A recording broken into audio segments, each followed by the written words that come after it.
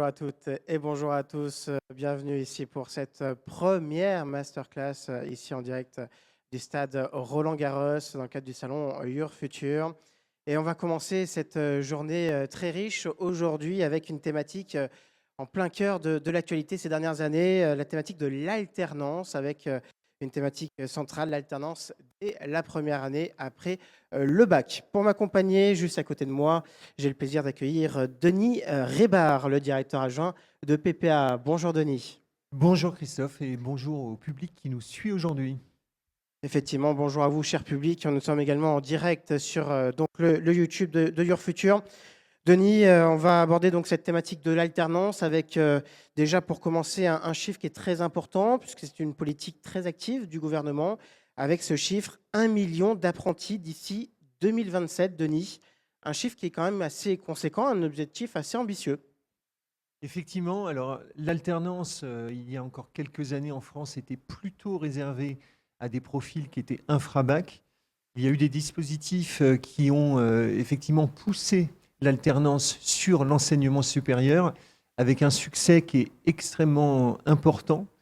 Et chez PPA, on s'est tout de suite positionné sur ce créneau de l'alternance pour deux raisons essentielles. La première, c'est que on voit très bien que ce dispositif d'alternance permet à nos étudiants de gagner très rapidement en maturité professionnelle. Et par ailleurs, ça donne à plein d'étudiants qui auraient eu des difficultés à rejoindre l'enseignement supérieur pour des questions notamment budgétaires, d'avoir un vrai accès à ces études et donc des opportunités de carrière très importantes. Effectivement, avec des enjeux et surtout des avantages de pouvoir commencer directement dans le supérieur avec une alternance. On va y revenir tout au long de cette masterclass. Déjà, pour commencer, un petit sondage pour commencer parmi vous dans le public. Est-ce que c'est clair pour vous l'alternance? Est-ce que vous avez déjà entendu parler d'alternance? Est-ce que vous connaissez un petit peu les enjeux? Est-ce que vous pouvez lever la main si pour vous c'est clair l'alternance? Oui, donc on a quand même pas un public déjà assez initié, hein, Denis, à cette thématique de l'alternance. Alors, ça peut aussi constituer une crainte pour certains jeunes qui vont découvrir ce milieu professionnel, qui n'ont peut-être pas forcément eu un stage pendant le lycée. Est-ce que vous avez justement un premier point sur peut-être les nuances? On a souvent des questions qui sont posées sur la différence entre un contrat d'apprentissage et un contrat de professionnalisation. Est-ce que vous pouvez nous faire un petit peu le point déjà pour commencer sur cette nuance? Tout à fait. Alors effectivement, il y a deux types de contrats qui peuvent exister. Aujourd'hui, clairement, le contrat d'alternance est le contrat le plus adapté à toute la formation qu'on appelle formation initiale. Donc vous sortez de terminale, c'est le contrat d'alternance. Pourquoi? Parce que ce contrat d'alternance va être associé à des diplômes ou des titres RNCP. Donc c'est celui-là que l'on met en avant. Et on avait auparavant un dispositif de contrat de professionnalisation qui aujourd'hui est plutôt destiné à des étudiants qui sont sur des logiques de formation continue. Et ces contrats vont délivrer plutôt des certifications professionnelles. Donc ce qu'il faut retenir, c'est que massivement aujourd'hui, pour des étudiants post-bac, nous sommes sur des contrats d'alternance. Alors, la particularité de Denis chez PPA, on l'a évoqué, c'est qu'on a la possibilité pour un jeune de commencer directement dès la première année en alternance. Quels sont justement les avantages pour un jeune de pouvoir commencer directement une première année après le bac avec un contrat en alternance? Alors les avantages de démarrer en alternance après le bac sont extrêmement importants. Pourquoi? D'une part, je l'ai dit, quand aujourd'hui vous cherchez une école de commerce, de management, une école de finance, si vous êtes sur des formats initiales, vous allez devoir payer vous-même votre année. En moyenne, sur Paris, une année, c'est entre 8, 10, 11 000 euros par an. Là, je parle de programme bachelor. Quand vous rentrez chez PPA, sur un programme bachelor, on est directement sur une logique d'alternance. Qu'est-ce que ça vous permet? D'une part, ça permet une prise en charge de votre formation par l'opérateur de compétences. Donc, on a ce qu'on appelle des coûts contrats. L'opérateur de compétences verse ce coût contrat à l'école. Gros avantage, c'est que vous, en tant qu'étudiant, vous n'avez 0 € à débourser sur votre scolarité dès la première année. Et l'autre avantage pour moi, qui est très important, c'est un avantage pédagogique et un avantage de montée en compétences. Pourquoi? Parce qu'on voit très très bien que les étudiants qui sont en alternance dès le post-bac sont des étudiants déjà engagés avec une envie professionnelle et vous allez gagner très très vite en maturité. On a sur nos premières années de bachelor un rythme qui est 2 jours école et 3 jours entreprise. Donc vous voyez que dès le démarrage, vous êtes en immersion en entreprise. Et ce qui est important aussi de signaler, c'est que, effectivement, je réagissais, Christophe, sur le terme de peur. Il peut exister à l'issue du bac. Vous sortez par exemple du lycée et vous vous dites quelle va être ma capacité finalement à trouver une entreprise. Eh bien, sachez qu'on a un dispositif d'accompagnement qui est au cœur de notre métier. On a un service qu'on appelle le service Relations Entreprises. Pour vous donner une petite idée, c'est sur PPA Paris, c'est 30 personnes à temps plein qui s'occupent de nos étudiants. Et en fait, ce que l'on fait, c'est qu'on fait un coaching de nos étudiants. On a déjà coaché des étudiants qui sont actuellement sur des programmes de terminale et qui vont rentrer sur l'année prochaine. Je vous donne un exemple. On vient de faire nos rentrées de première année et dès le jour de la rentrée, on avait déjà 80% de nos étudiants qui avaient trouvé leur alternance. Pourquoi ? Parce qu'ils étaient venus précédemment sur des JPO, ils avaient passé les concours d'admission. Et donc, à partir de ce moment-là, on les a coachés sur les outils, sur les CV, sur les entretiens, et ils ont décroché leur alternance avant même le premier jour d'école. Donc ça, c'est vraiment un point fort de ce que l'on propose. Denis aussi, donc, on le disait, cette particularité de commencer l'alternance très tôt chez vous, puisqu'on commence dès la première année. C'est aussi un avantage, j'imagine, au niveau de la carrière, puisqu'on commence avec déjà une belle expérience professionnelle dès le plus jeune âge, Denis. Alors effectivement, ça c'est un point qui est extrêmement important pour nous. Et d'ailleurs, on a des indicateurs pour suivre un petit peu le degré de satisfaction de nos parcours. Et donc, ce qu'on suit comme indicateur, c'est le taux d'insertion de nos étudiants 6 mois après l'obtention de leur diplôme. Et effectivement, on a un taux d'insertion qui est extrêmement fort, qui est de 97% de nos étudiants qui décrochent un CDI 6 mois après leur diplomation. Et en fait, ça s'explique par le fait que leur alternance leur a permis de cumuler une expérience qui est reconnue par les entreprises. Et d'ailleurs, on a beaucoup de nos alternants qui signent des CDI dans l'entreprise même où ils ont fait leur alternance parce qu'ils ont apporté toute satisfaction. Il y a une vraie attente chez les entreprises d'avoir justement des jeunes qui commencent très tôt à avoir une expérience professionnelle. Alors, je dirais effectivement, ça c'est vous savez qu'aujourd'hui, on est globalement sur beaucoup de secteurs et de filières, on est sur un marché de l'emploi qui est tendu. Il y a clairement une chasse au talent de la part de beaucoup d'entreprises. Là, je parle de très grandes comme d'entreprises plus petites. Et l'enjeu pour ces entreprises, c'est effectivement de développer de l'alternance pour ensuite pouvoir intégrer ces personnes qui ont été formées à leur méthode dans leurs équipes et passer ces gens-là en CDI. Donc effectivement, il y a un gros besoin actuellement. Est-ce qu'on peut faire aussi une alternance quand on vient, par exemple, d'un bac technologique ou d'un bac professionnel? Ce n'est pas réservé uniquement à ceux qui ont fait un bac général. Tout à fait. Alors ça, c'est effectivement très important de le préciser. Il y a une ouverture. Alors chez nous, elle se fait très simplement. Hein. Elle se fait via nos candidatures d'admission. Et ce que l'on retient essentiellement chez nos étudiants, c'est vraiment leur motivation. Parce qu'il faut le dire aussi, l'alternance, c'est un format qui a une exigence. Vous êtes à la fois en cours, également en entreprise. Donc ça veut dire que gérer une alternance, c'est aussi être prêt à ça, être prêt à faire des efforts. Mais en tout cas, c'est très payant. Alors l'alternance, c'est aussi un défi pour les jeunes, puisqu'ils doivent aussi être confrontés au fait de trouver une entreprise. Juste un petit sondage parmi le public, peut-être en levant la main. Qui a déjà eu des difficultés pour trouver une entreprise, pour faire un stage ou pour même faire une alternance? Levez la main, ceux qui ont eu des difficultés. Bon, alors moi, je peux peut-être intervenir sur ce sujet, puisque effectivement, avec nos étudiants et avec l'accompagnement qu'on procure, on voit bien quelles peuvent être les difficultés. Je pense notamment aux étudiants qui sont en post-bac. Très souvent, on a des outils de recherche d'emploi qui ne sont pas à maturité.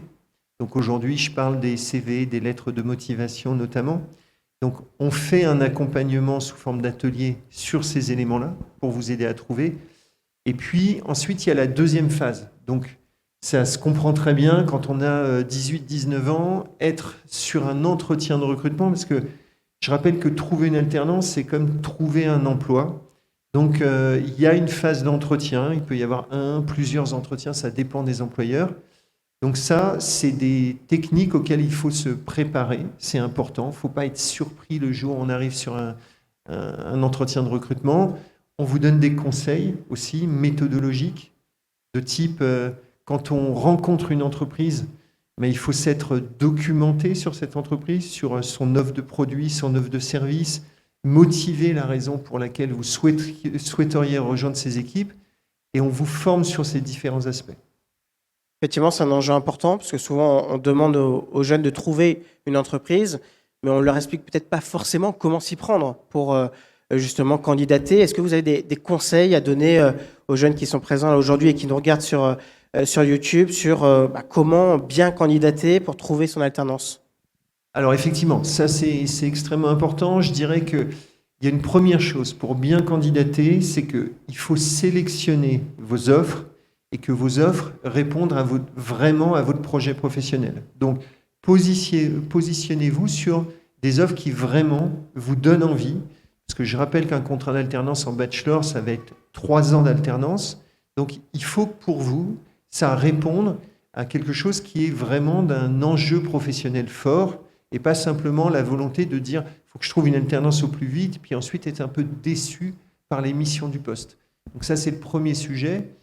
Le deuxième sujet, c'est de bien regarder, quand vous avez des offres d'alternance, quelles sont les missions proposées par votre poste. Je rappelle qu'en alternance, les missions que vous faites en entreprise doivent être en parallèle de votre formation. Donc je prends un exemple, si vous êtes sur une formation de marketing, vous devez avoir une alternance sur laquelle vous allez faire du marketing et pas autre chose. Donc ça, c'est les 2 premiers éléments de conseil. Et mon 3e conseil serait par rapport à cette notion d'accompagnement, c'est que, on le sait, il y a des écoles qui accompagnent plus ou moins sur les offres d'emploi, et c'est aussi d'être sur une école qui a des vrais liens avec les entreprises, parce que ça, c'est extrêmement important. On a un peu plus de 3000 entreprises partenaires chez PPA, et on organise régulièrement des événements à l'intérieur de l'école. Je vous donne un petit exemple. On a fait fin septembre ce qu'on appelle un speed meeting. Ce speed meeting a permis à nos étudiants de rencontrer au total 97 entreprises en recherche d'alternants. Et donc, c'est des outils très, très efficaces parce qu'en moyenne, chaque étudiant a fait sur cette journée-là 4 à 5 entretiens de recrutement. Donc, c'est un peu le même parallèle que ce que l'on a aujourd'hui chez Your Future. On a une capacité à trouver l'école et trouver l'alternance très rapidement. Effectivement, c'est quand même aussi une grosse aide pour vos étudiants. Plus de 3000 entreprises partenaires pour pouvoir trouver une alternance. Mais 3000 entreprises, ça fait aussi beaucoup d'entreprises. Comment on fait le tri? Comment on peut être sûr de trouver une entreprise qui corresponde un petit peu à ce qu'on est, à ce qu'on recherche pour s'épanouir aussi dans le cadre de l'entreprise? Alors effectivement, le fait d'avoir 3000 entreprises, c'est une vraie opportunité pour nos étudiants. Parce qu'aujourd'hui, on le voit bien, vous avez des projets qui peuvent être très différents. On a des étudiants qui se disent « moi, je me vois plus sur une carrière de type grand groupe, je vois une carrière internationale ». À l'opposé, on a des étudiants qui se disent « moi, je veux plus rejoindre des environnements où on me confie des missions importantes dans des univers de type TPE, PME, des startups ». Donc en fait, ce qui est important, c'est que effectivement, avec le panel large d'entreprises que l'on a, nous, on a une capacité à fournir des offres d'alternance extrêmement variées. Et j'ai envie de dire, vous avez le choix pour faire vraiment le choix de votre carrière professionnelle et pas avoir très peu d'offres auxquelles répondre. Donc ça, c'est vraiment une opportunité. Il y a aussi un enjeu pour ces jeunes qui vont découvrir le monde professionnel. Quand on est en alternance, c'est un rythme qui est quand même assez hybride, avec à la fois une partie théorique et puis la partie en entreprise.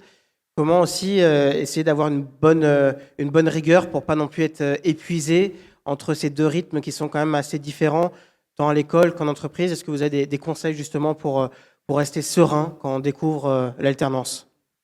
Alors effectivement, c'est une bonne question parce que ça, c'est un vrai enjeu.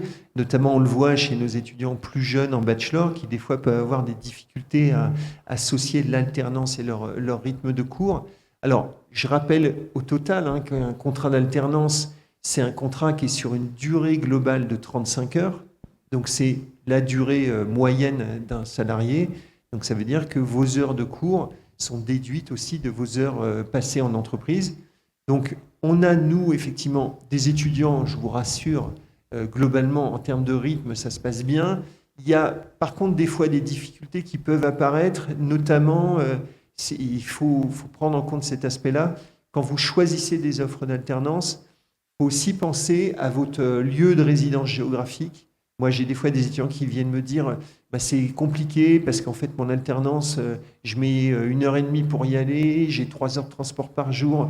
Il peut y avoir, à cause de ce type d'éléments, une fatigue des étudiants. Donc, prenez en compte aussi cette composante-là dans votre alternance, le fait de dire si vous êtes sur une entreprise qui est aussi en proximité par rapport à votre lieu de domicile et par rapport au lieu du campus, ça facilite bien évidemment les choses.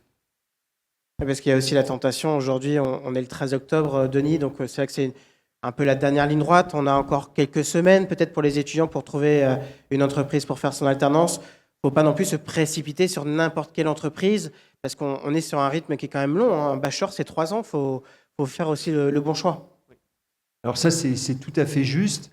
L'idée, effectivement, alors, au travers des offres que l'on peut envoyer à nos étudiants, très franchement, là-dessus, il y a le choix, même aujourd'hui, 13 octobre. Alors, je rappelle d'ailleurs à ce sujet que quand vous rentrez dans un dispositif d'alternance, il y a 2 cas de figure.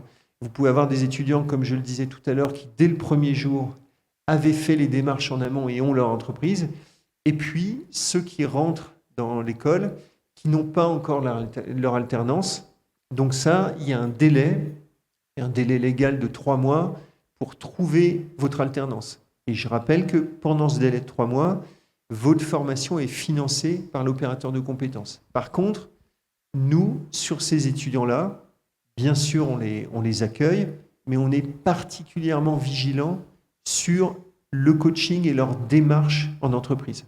Donc, ce que l'on fait via nos chargés de relations entreprises, c'est qu'on fait des points hebdomadaires avec ces étudiants et on leur demande, et c'est normal, c'est une exigence, on demande un tableau de reporting de leur recherche d'emploi.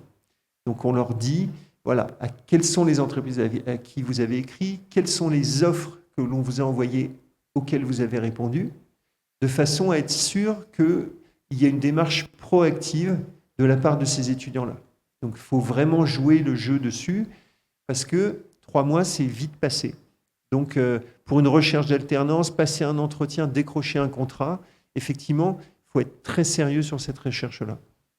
Et aussi, l'alternance, c'est un passeport financier pour beaucoup d'étudiants qui n'ont peut-être pas les moyens aussi de pouvoir financer des études sans ce financement par les OPCO.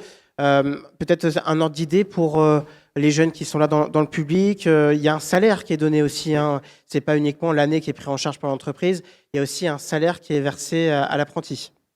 Tout à fait. Alors ça, effectivement, c'est une clé importante. Ce salaire, il dépend à la fois de votre âge, du niveau de formation. Pour vous donner une petite idée, sur des contrats d'alternance, on est à un petit peu moins de 50% du SMIC quand on démarre en bachelor. Et après, on peut remonter jusqu'à 75-80% sur des formations qui vont Bac+4, Bac+5. Donc c'est à peu près, pour donner un ordre d'idée au public, c'est à peu près 600 € par mois pour vraiment les plus jeunes qui démarrent. Et ça peut même monter jusqu'à 1350, 1400 €. C'est à peu près cet ordre d'idée. Oui. D'accord. Donc PPA, on le disait, très présente dans cette thématique de l'alternance. Un peu plus de 6000 étudiants qui sont en alternance, c'est ça, Denis, chez vous, répartis sur vos différents campus dans toute la France. Voilà, tout à fait.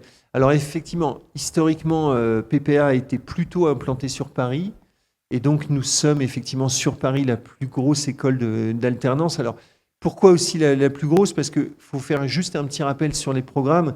On a une vraie diversité dans nos programmes, puisqu'on propose quand même 9 bachelors, donc avec tous les métiers clés de l'entreprise.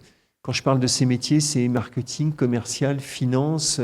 On a ressources humaines, contrôle de gestion. Vous voyez que c'est un panel très large. D'ailleurs, au sein de ces bachelors, on a aussi 2 diplômes qui sont des diplômes visés. Et on a également une possibilité de poursuite d'études au travers de masters, au travers de MBA, donc Bac+4, Bac+5. Et ça, on a aussi une vraie offre là-dessus, puisque pour vous donner un exemple, on a 12 masters chez PPA qui permettent de se spécialiser sur les métiers. Concernant les secteurs, est-ce qu'il y a des secteurs justement où c'est plus facile de trouver une alternance et qui valorisent davantage les jeunes qui sont passés par l'alternance par la suite?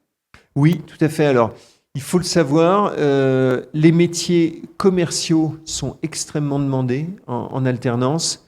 On a aussi les métiers du marketing et de la communication sur lesquels on a beaucoup de demandes. D'un point de vue pédagogique, comment vous avez adapté aussi vos formations à ce rythme de l'alternance? Est-ce que vous calquez un petit peu les cours sur ce qui est fait aussi en entreprise par vos étudiants? Alors ça, c'est effectivement une démarche très importante puisque la majorité de nos formations sont associées sur ce qu'on appelle des titres du registre national des compétences professionnelles, le RNCP. Et en fait, ces titres, qu'est-ce qu'ils font?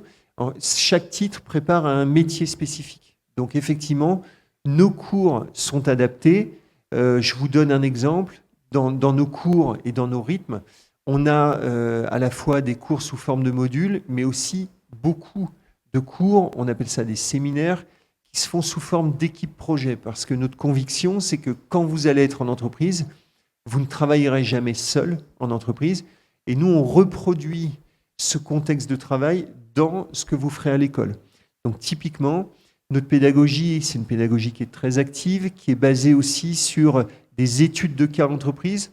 Donc par exemple, on a, pas plus tard que début de semaine, c'était lundi, on a l'entreprise Cristalline qui est venue nous poser à nos étudiants un cas qui était un cas marketing et communication. Donc on part de cas concrets d'entreprise que l'on soumet à nos étudiants qui ensuite travaillent en groupe projet. Et de même, sur la partie innovation pédagogique, on fait aussi beaucoup de business games qui vous permettent d'être plongé en immersion dans des univers et de prendre des décisions comme si vous pilotiez une entreprise. Il y a aussi quelque chose qui est important actuellement, Denis, ce sont des aides gouvernementales pour trouver une alternance. Donc c'est peut-être que vous, dans le public, vous n'êtes pas forcément au courant, mais il y a une aide de 6 000 euros, il me semble, pour pouvoir trouver une alternance. Donc l'entreprise va toucher 6 000 euros de l'État en embauchant un jeune. Vous, l'ADN de PPA, c'est l'alternance, ça, on l'a bien compris. Mais il y a aussi beaucoup d'écoles qui ont un peu surfé sur cette tendance. C'est aussi important d'avoir une école qui soit vraiment en plein en phase avec les enjeux d'alternance et de ne pas avoir une école comme ça, un petit peu, qui est venue sur le tard sur l'alternance et qui n'est peut-être pas forcément trop à l'aise avec cette question. Oui. Alors effectivement, ça fait une vraie différence. Effectivement, nous, je peux vraiment dire que l'alternance fait partie de l'ADN de l'école. On n'a pas d'étudiants en formation initiale. Hein. Donc, depuis le démarrage, on a vraiment pris conscience que l'accompagnement des étudiants était la clé. Ça, c'est une première chose. Et que par ailleurs, le vivier entreprise de l'école était aussi la richesse, finalement. Donc, ça, c'est extrêmement important. Pourquoi? Parce que nos entreprises nous font régulièrement des retours sur nos formations. Et vous voyez, je vous parlais du rythme d'alternance pour les bachelors, pour les premières et deuxième années. Donc j'ai parlé d'un rythme qui était 2 jours, 3 jours. Et puis après, vous arrivez avec plus de maturité professionnelle à partir de la 3e année et encore plus en 4e et 5e année. Et là, on a changé, il n'y a pas très longtemps, nos rythmes d'alternance pour finalement mieux coller aux besoins de l'entreprise et à votre montée en compétences. Donc, par exemple, à partir de la 3e année jusqu'à la 5e, on change de rythme. On n'est plus que sur 1 jour école, 4 jours entreprise. Donc ça, c'est encore une fois une demande clé. Et vous avez 6 semaines de séminaires par an. Pourquoi on fait ça? Parce que les entreprises nous disent, le rythme d'alternance, ça nous intéresse, mais si on veut confier des responsabilités, il faut que nos alternants soient très présents. Donc on évite le rythme où il y a 1 semaine l'alternant toutes les 3 semaines qui n'est pas là. Donc vous avez des vraies responsabilités et on colle vraiment aux besoins de votre poste. Et de même, régulièrement, les entreprises nous font part d'évolutions technologiques dans leur métier. Je rappelle qu'il y a des gros enjeux sur la digitalisation des métiers. Il y aura encore des nouveaux impacts. L'intelligence artificielle en fera partie. Et nous, on colle aussi à toutes ces évolutions. Alors, il y a aussi la question de l'orientation, qui on sait au lycée, c'est un peu un moment un peu fatidique entre l'orientation purement scolaire avec est-ce qu'on va sur du supérieur, est-ce qu'on va vers une école post-bac. Est-ce que selon vous, la thématique de l'alternance est assez traitée par les conseillers d'orientation ou est-ce que c'est encore assez récent, ils n'ont peut-être pas forcément le bon réflexe pour orienter les jeunes vers l'alternance? Alors ça, effectivement, je pense qu'il y a un sujet là-dessus. On en parlait au début de cette intervention. L'alternance dans l'enseignement supérieur, c'est un dispositif qui est quand même relativement récent en France, qui a été beaucoup poussé par le gouvernement au travers des aides. Et je pense que ça a un vrai sens en termes d'acquisition de compétences. Mais effectivement, il y a encore, pour ma part, je pense, un travail à faire en liaison avec les lycées pour aussi rappeler aux étudiants qu'ils peuvent être aiguillés dès le post-bac sur des parcours en alternance. Peut-être qu'on est un petit peu trop sur un message de la formation initiale et qu'on se dit, l'alternance, finalement, ça démarre en 3e année de bachelor ou ça démarre en master.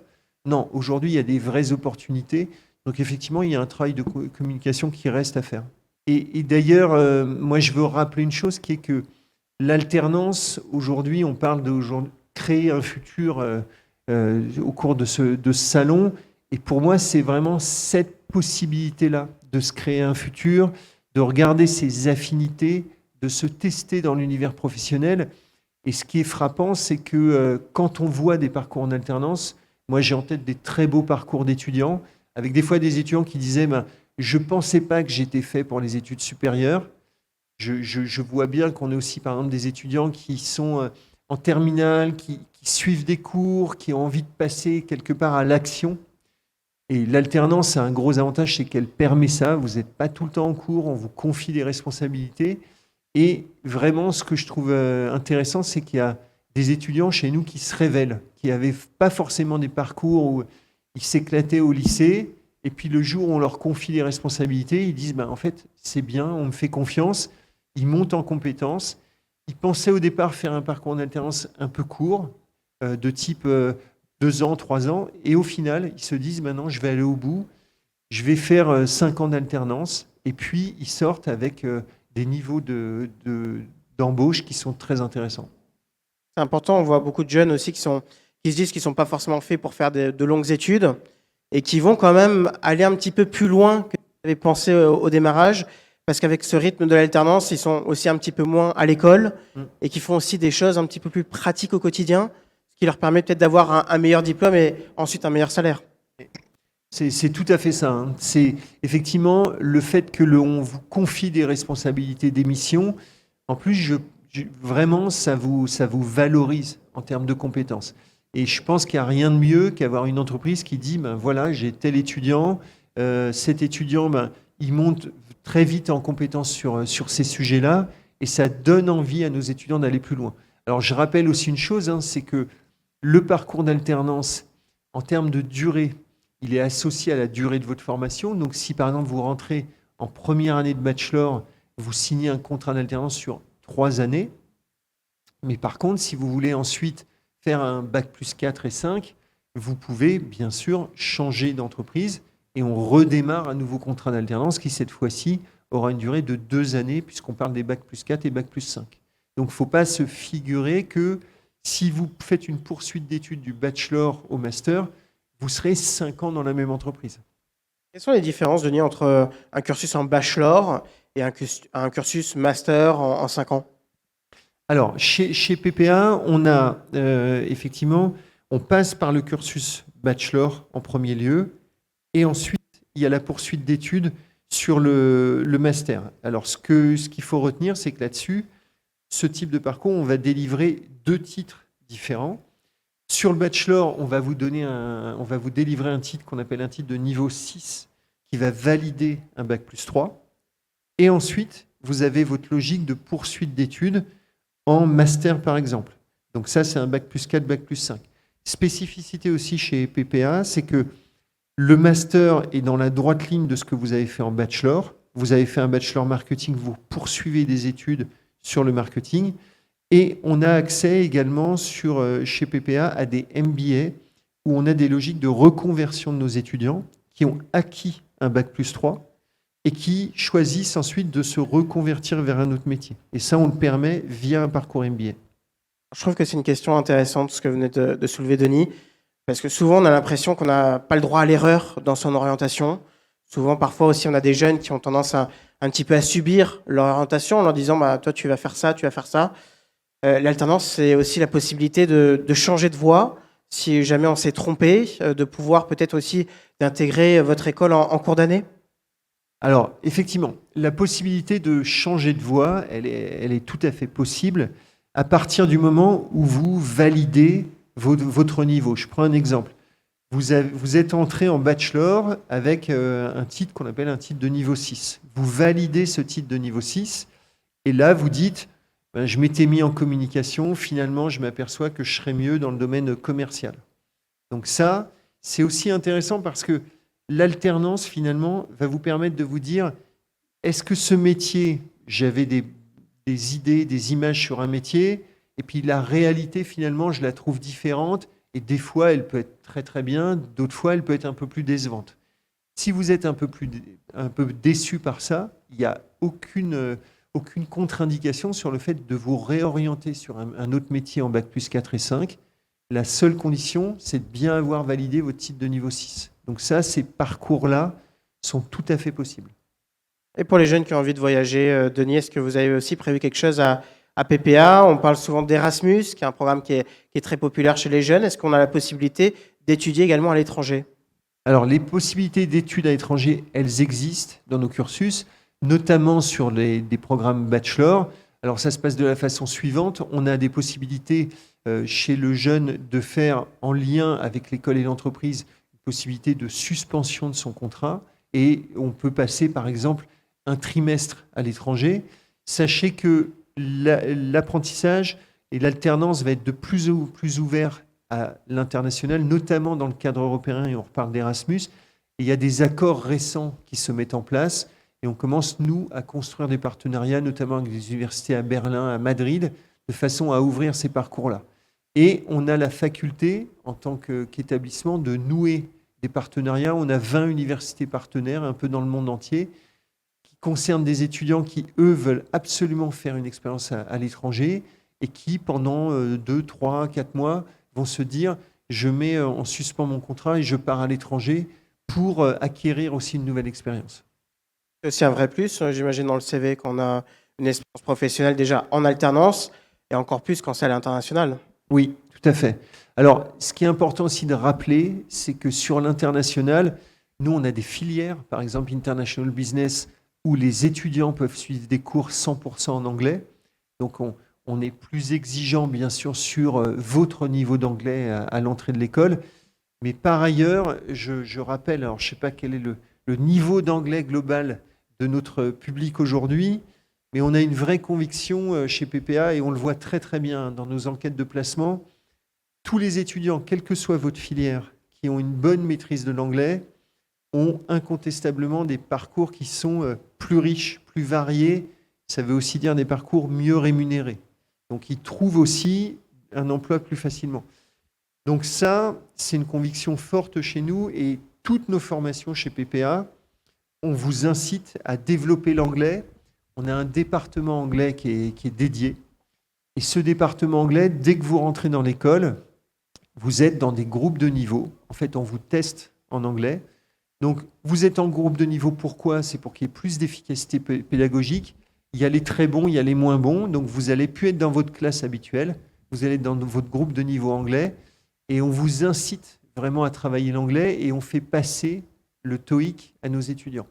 Puisque, je le rappelle, le TOEIC est une certification professionnelle qui bénéficie d'une très large reconnaissance dans le monde entier. Comment on fait justement quand on dirige une école comme vous dans le supérieur pour faire face à des décalages de niveau qui peuvent parfois être assez conséquentes entre les élèves, certains qui ont eu la chance d'aller à l'étranger pour faire un stage linguistique et puis d'autres qui ont appris un petit peu avec ce qui est proposé à l'école? Alors effectivement, ça c'est un sujet, l'hétérogénéité en cours de langue.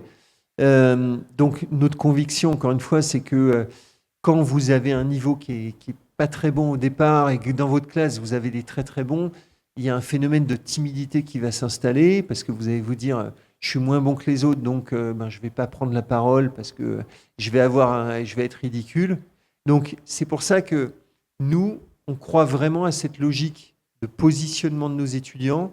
L'idée, c'est d'être à l'aise dans les cours et de dire aussi aux étudiants, en fonction du niveau où vous partez, clairement, le travail à fournir en anglais ne va pas être le même.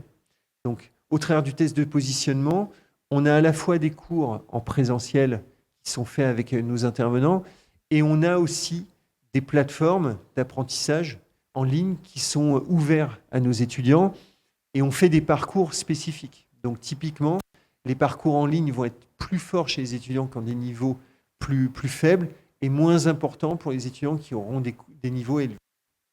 Et ça permet au final, sur les 3 années d'un bachelor, si vous faites vraiment l'effort, de rattraper votre retard. On va bientôt conclure cette masterclass, Denis. Un petit mot sur quelque chose qui est essentiel. Comment on fait pour vous rejoindre?